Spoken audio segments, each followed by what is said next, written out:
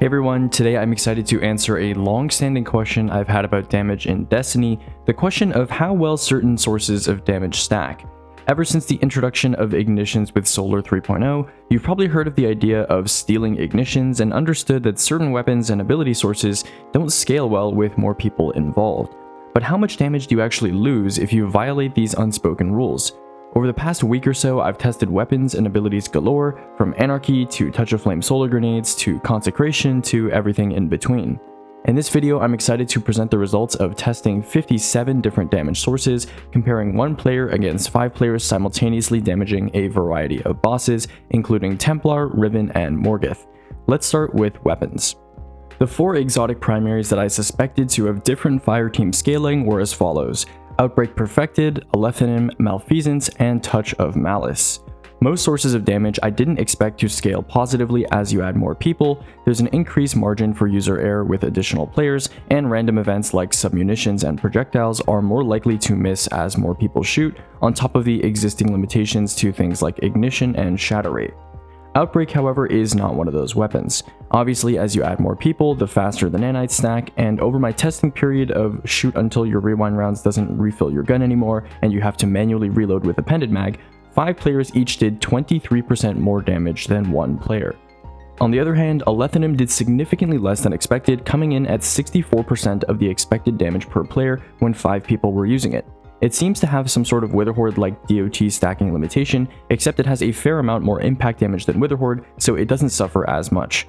That being said, if you have 5 people spamming Alethanim shots into a boss, each player's individual DPS drops from around 73k to 47k, which is barely above Divinity.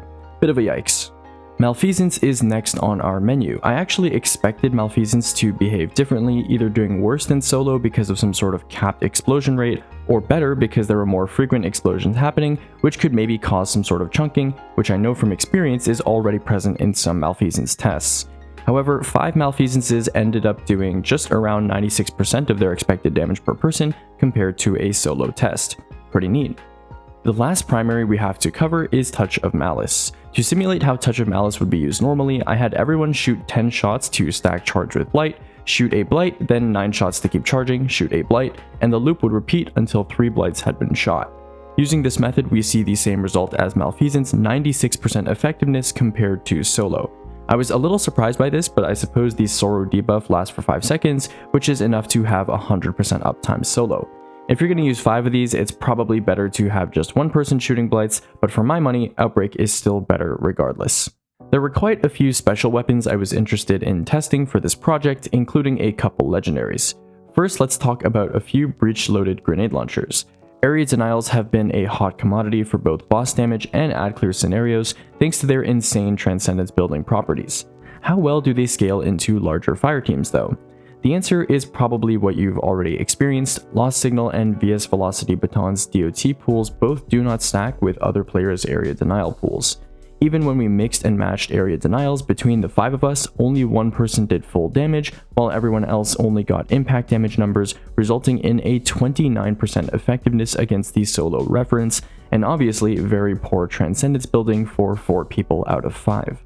Witherhoard might just be the most famous example of doesn't work with multiple people, but I thought I'd test it anyway, just to get the exact amount of damage you lose by using 5 copies.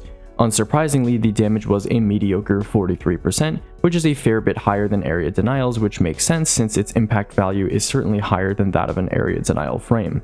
Still, 1 ground plus 1 direct stick is all you should use in fireteam scenarios. Our third and final breach GL is the special waveframe. Ever since we found out that waveframe swords and drum GLs don't perform well in fire teams, I thought it was appropriate to test special waves as well. And the result is about as disappointing as expected. In groups of 5, special wave damage is reduced to 51% effectiveness, and that's even with relatively staggered shots between players.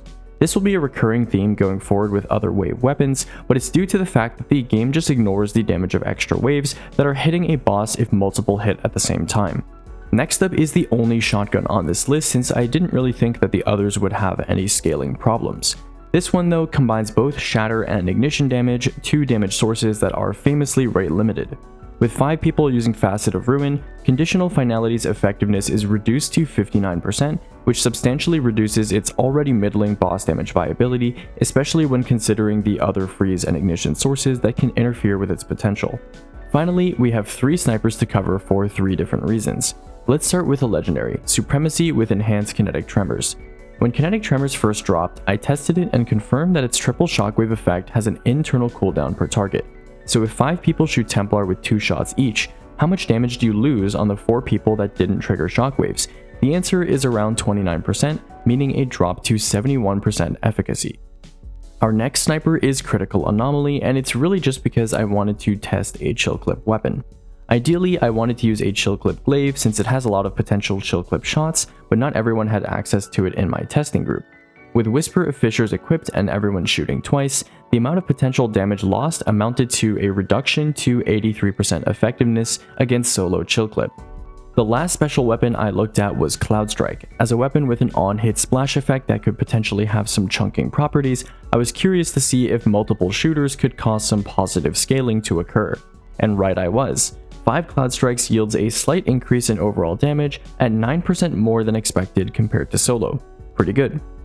Power weapons are up next, and these are probably the most unique, especially the exotics. Let's start with Leviathan's Breath, a weapon people have accused of having variable damage depending on frame rate in the past. I thought given the delayed explosive nature of its shots, there could be some chunking when multiple people are firing it. And while I was correct, the increase amounts to only 4% across 5 users tested across 5 shots.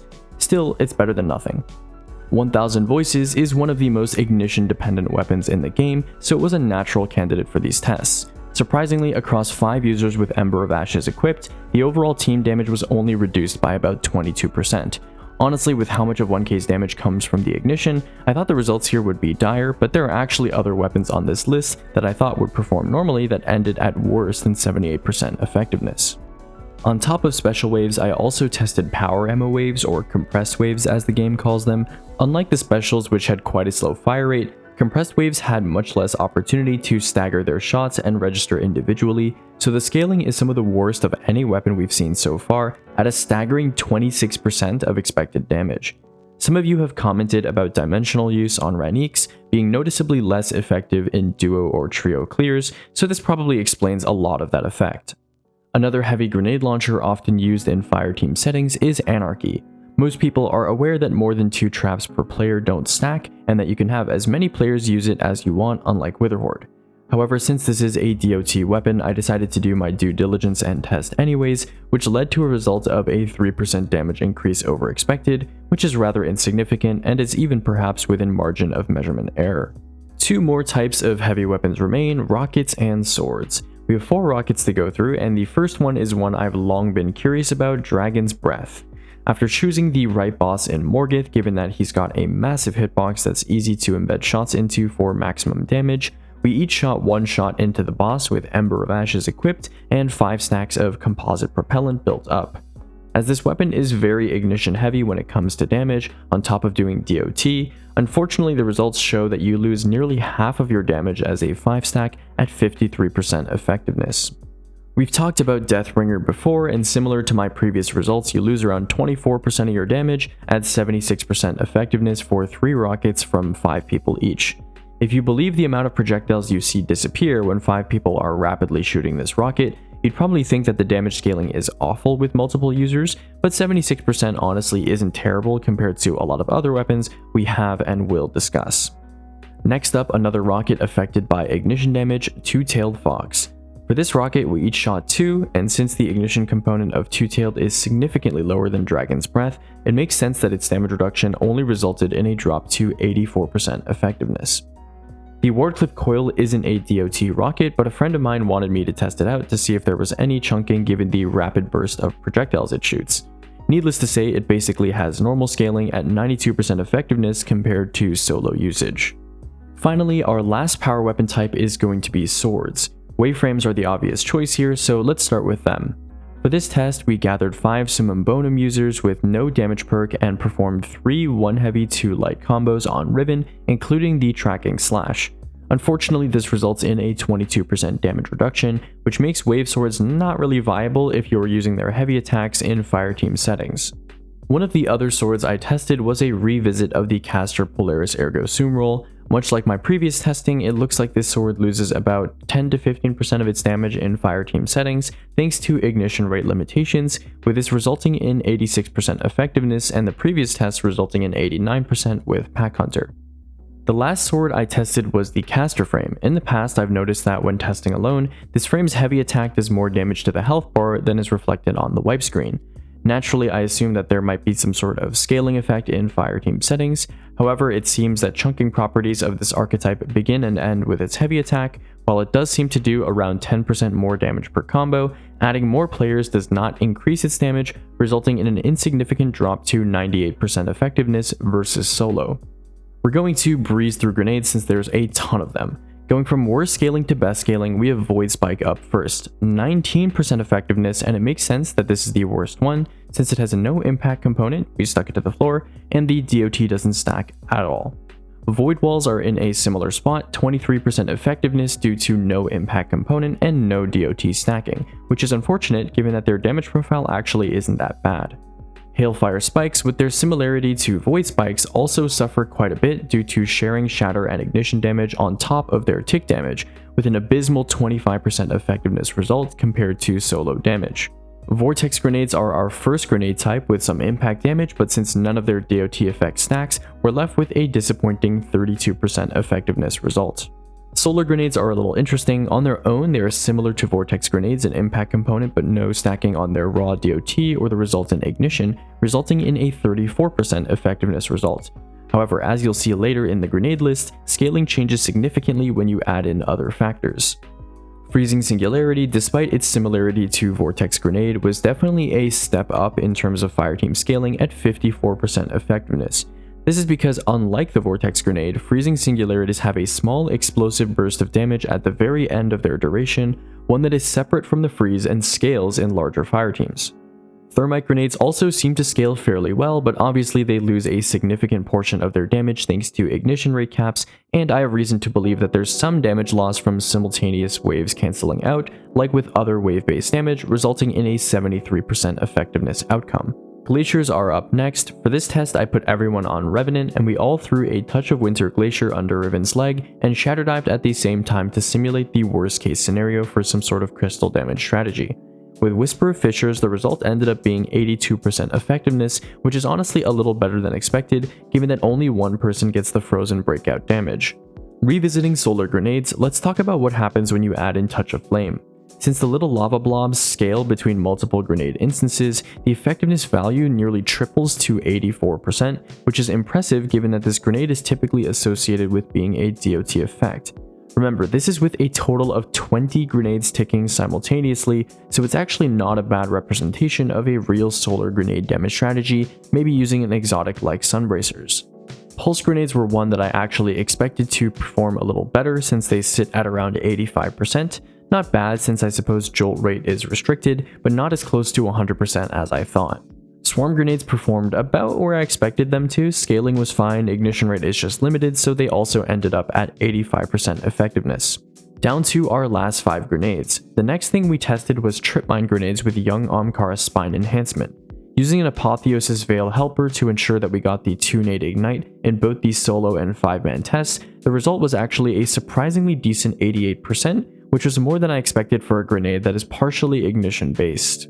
The next grenade is a DPS classic Touch of Flame fusion grenades, which we tested by using Apotheosis to throw 4 in a row. This resulted in a pretty solid 92% effectiveness value, which is also, again, pretty good given that ignitions are not an insignificant component of the damage here. Storm Grenades were also a valid damage strategy for quite a bit, and compared to Pulse Grenades, they don't suffer nearly as much for sharing jolt damage between players, coming in at a solid 94% effectiveness. The last 2 grenades we have to talk about are actually 2 variants of the same grenade, the Scatter. With Chaos Accelerant, Scatters actually do 7% more damage when used in teams of 5 compared to solo. Without Chaos Accelerant, they do around 10% more. This doesn't come as a huge surprise since in the past even solo scatter tests have had some chunking, and there's been plenty of community awareness regarding scatter chunking since the days of using them on the dogs in the pleasure gardens. Let's take a quick stop to talk about melees. There are only really 2 melees that I thought would be potentially problematic here, so it'll be fast. First, let's figure out whether necrotic grip ticks stack between fireteam members. The answer is no. 28% effectiveness, which is pretty much just the damage from the base melees plus the ticks from just one person. The other melee that is a target for stacking discussion is Consecration. Obviously, given how ignition dependent this melee is, I expected it to be pretty bad in fireteams, and boy was I right. When 5 people are consecrating together, you lose nearly 70% of your damage, with the effectiveness value coming in at 31%. Pretty unfortunate, but I don't think we need to complain about Consecration being bad for team damage strategies, given how in solo content, well, you know. Before we move on to our last big category, let's talk about the 3 buddies, Bleakwatcher, Hellion, and Arcsoul. Unsurprisingly, Bleakwatcher is easily the worst of the 3, coming in at 22% effectiveness. Granted, we didn't attempt to manually shatter the boss, so most of the time these turrets were active, they were just chilling ignoring the boss since it was already frozen. That being said, a single turret is already pretty capable of freezing the boss rapidly on its own, so having a ton of them is probably questionable even if you were manually shattering the boss by doing damage. Hellion is somewhere in the middle. Since its damage is partially reliant on ignitions, it does lose a fair portion of its total potential damage, but it's nowhere near as bad as Bleakwatcher. With Ember of Ashes, 66% effectiveness ends up being the result, which isn't too bad given how it's basically just free damage. Finally, we have Arcsoul. Unsurprisingly, the scaling is pretty much perfect, 97%, which can be attributed almost to testing error. We did this test by allowing our turrets to shoot 10 times, and then promptly rocketing the floor, which provided a consistent basis for the number of projectiles each Arcsoul shot. Additionally, everyone got their turret at the same time, since they were all obtained from the same user's Arcsoul Rift. Our last category is super damage. We're going to go over 14 of the 30 supers in the game right now, since the other 16 are either not damage supers or not really a super you'd suspect of having scaling issues or benefits. Like with grenades, let's start from the bottom with Silence and Squall.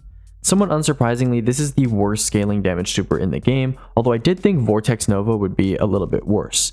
Regardless, we're looking at an abysmal 33% effectiveness value with Fisher's Endurance equipped. Next up, we have Vortex Nova. At 54% effectiveness, it's not the worst scaling in the world compared to some of the other damage sources we've gone over so far, but it's unsurprising given that its DOT effect doesn't stack whatsoever. What is surprising though is how much its impact component preserves its fireteam damage from being absolutely awful like Silence and Squall.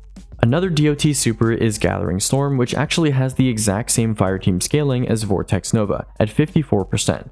Which indicates that its impact to DOT distribution is almost identical, ignoring small factors like jolt and slight staggering of supercasts as testing error. Unsurprisingly, Song of Flame also has scaling issues, coming in at a 69% effectiveness value. Given what we've seen from the other ignition-based damage sources, this value isn't particularly great, but Song of Flame isn't really a super used for its damage output anyways, so not really a huge loss. Winter's Wrath is an interesting one. Funnily enough, the day before the Ballador's chunking glitch was found, we noticed that Ballador's Winter's Wrath was producing massive chunks to the health bar, which I thought was rather odd given that I expected Winter's Wrath to be quite mediocre in fireteam environments due to non-stacking shatter damage. And well, you know how the rest of the story goes. Turns out I was right. Without Ballador's equipped now that it's disabled, Winter's Wrath produces a 76% effectiveness result, which seems reasonable enough given the aforementioned shatter rate cap. The supers from here on out are either close to unnoticeable when it comes to scaling or potentially even positive. Let's start with Thunder Crash. I assume what's going on here is that the tick damage after your first impact doesn't stack, which has resulted in a drop to 89% effectiveness. Burning Maul with Soul Invictus and Pyrogale Gauntlets also suffer slightly from ignition rate issues, but its scaling is actually pretty good, coming in at a solid 92% effectiveness. I honestly thought it'd be a lot worse, and we did use it on Riven, which is quite a large target, but it ended up being surprisingly decent. The other Hammer super, Hammer of Soul, ended up being alright as well. We tested at max distance with no aspects for maximum fragmentation, and the results are nearly the same at 93% effectiveness. Daybreak was quite interesting because despite being a Scorch/Ignition based super, it scaled pretty much perfectly, with a 98% effectiveness showing, which is margin of error levels of scaling. Needlestorm with Thread of Evolution was much the same with a 99% result, with the only RNG present really just coming from stray threadlings either not hitting directly or being interested in nearby ads. Our last 4 supers have some level of positive scaling, starting with Blade Barrage with a scaling value of 105%. This one sort of made sense because plenty of damage sources that output high projectile counts rapidly tend to have chunking results. Twilight Arsenal also exhibited positive scaling properties, but that's probably because every Titan but one had a first axe that was debuffed, compared to the solo test where the first axe wasn't debuffed since no one else was there to apply it. Given that it's a mere 6% additional damage, I'd be willing to bet that's probably the case. Interestingly, Cataclysm Nova also demonstrated fireteam scaling at an additional 9% more damage, and for this one I don't really have an explanation. Recently, Cataclysm Nova has been hitting some fairly consistent numbers compared to in the past, so I guess it's just some sort of overloading effect that's taking place. Finally, we have Glacial Quake. For whatever reason, this super was the biggest positive outlier of this entire suite by far, especially if you ignore Outbreak, given that that's not really chunking but rather an intended effect. When 5 Titans were smashing away beneath Riven's claws, the total damage amounted to 25% more than expected values based on solo performance. All of this can be attributed to health bar chunking since the wipe screen actually displayed lower values per player in the 5-man test. Interesting stuff, but this isn't the first time crystal spam damage has caused problems with the game. So what's the conclusion of this testing? What should you take away from it? In summary, I'll leave you with some pointers. First, Witherhoard and Area Denial's DOT effects don't stack, so don't use them for Envious Arsenal or other refreshable perk activations that require constant weapon damage. Alethanim's damage does drop fairly significantly if a bunch of people impale one target, but obviously this doesn't affect its immune ammo generation potential. Wave-based damage sources do not stack. Compressed waves suffer the most, while wave swords and special waves suffer rather significantly despite having more favorable stagger timings. Interestingly, different wave sources are tracked individually based on some extra testing we did, and so a Forbearance wave hitting a boss at the same time as a Dimensional wave will still result in both damage instances being recorded by the game. As expected, Kinetic Tremors does not in fact stack between players, and anything that relies on freezing a target doesn't really stack well, looking at Chill Clip, Conditional Finality, Bleak Watchers, Freezing Singularities, and Glacier Grenades. Anything that also relies on ignitions also generally doesn't stack really well, but the results here vary a lot more compared to the freezing sources, with some weapons relying less on ignitions like Castor Polaris Ergo Sum, while others are very heavily affected like Dragon's Breath and Consecration. Deathbringer loses about 24% of its damage, Wardcliff loses about 8%, and I've included new listings for waveframes with our new precise measurements for their fireteam scaling, and while they are still near the top of the pack in these situations, it makes much less sense to use waveframe swords given how difficult it is to achieve their optimized combo cycle time, especially when caster frames are essentially identical if not slightly better, while being much easier to use.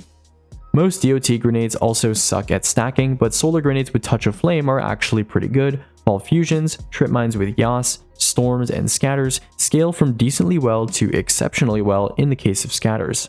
Necrotic Grip doesn't stack either, so a maximum of 1 Spirit of Necrotic or regular Necrotic Grip per fireteam will augment damage, although Sanguine seems to be the more productive choice regardless if you're on Warlock. Arc Soul is 100% stackable and loses no damage whatsoever, and don't use multiple copies of any of the following supers simultaneously: Silence and Squall, Vortex Nova, Gathering Storm, Song of Flame, or Winter's Wrath. Thunder Crash loses a little damage and Needle Storm scales perfectly, and finally, Blade Barrage and Cataclysm Nova chunk a little bit, and Glacial Quake chunks a lot if you have multiple people using it on a compatible boss. That's the summary. For those of you who want to see the full results from worst to best fireteam scaling, you can take a look at the spreadsheet link in the description, or I'll give you a scrolling glance at it here as a summary of what we've discussed today.